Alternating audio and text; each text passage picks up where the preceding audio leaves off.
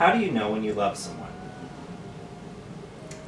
I think of a Bridget Jones' Baby quote where she's talking about Mr. Darcy, and she says, sometimes it's because a person just feels like home. I think it's like that. I think there's something that is so welcoming and just intuitive about how you feel around the person. And you just know it's just a feeling you have.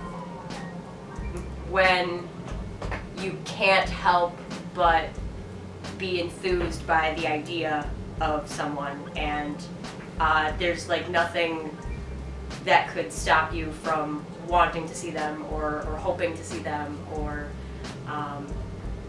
being excited when you do, and you miss them when they're not there. So I don't really know why I wrote this play, but I do know that I went on a Tinder date, and it just made me think of so many things, just why am I forcing myself to do this? This is so unnatural, and like, it made me think about how love is so random. You can't decide when to just like find somebody to date, to fall in love with, or just to like have in your life and enjoy the presence of them in your life. So I guess I do know why I wrote this play. It's because I went on those Tinder dates. And so thinking all these things, I just sat down and I like cranked out this script that has these different characters who are all on different sort of stages of a relationship. One is, married, one is serially single, and one is in a really committed relationship, in a long-term relationship, but it's on the rocks, and both the people have different opinions on kind of where it should go.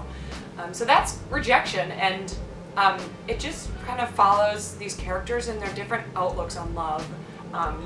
Not to say, there are just so many ways that we can look at this, and it's something we think about all the time. I think it's one of those things when that comes into your life, it sort of masks all other things. It has this power to it, as we all probably have experienced in some way or another. So, it also looks into millennial relationships specifically, kind of dating in the age of Tinder and Happen and Bumble and all those wonderful apps that are great, really great apps that you can totally use. I've had bad experiences with.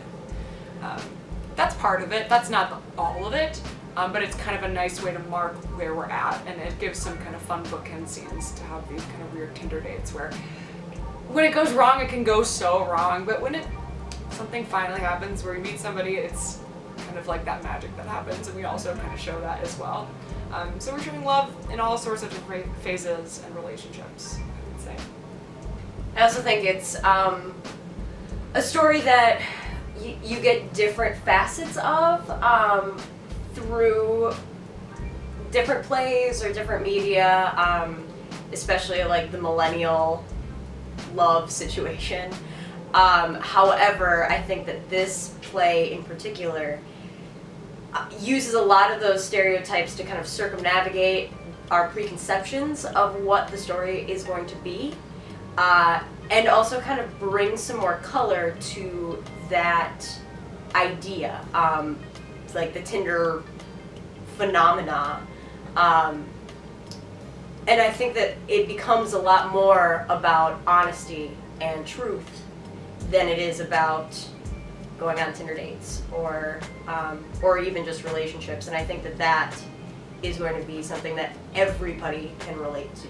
I think that you're going to be able to see yourself in potentially all of these characters.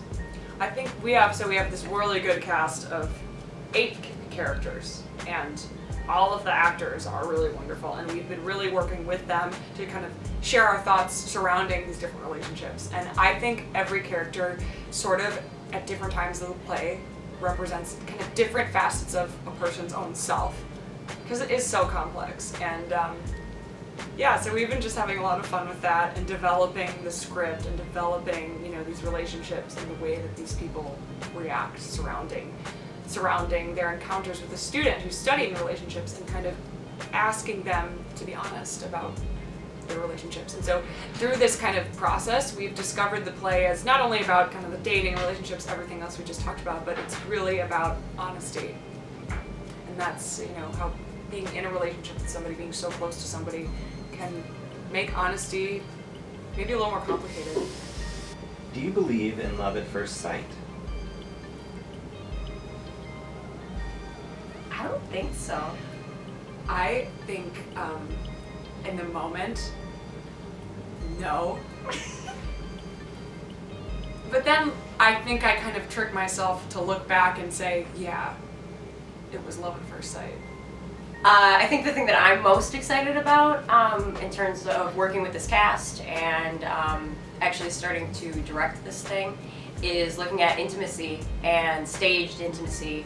Because I myself sometimes seeing shows don't feel like what I know to be like closeness shown back at me quite the way that I expected to on stage. How does one like genuinely answer those tough questions and tell the truth?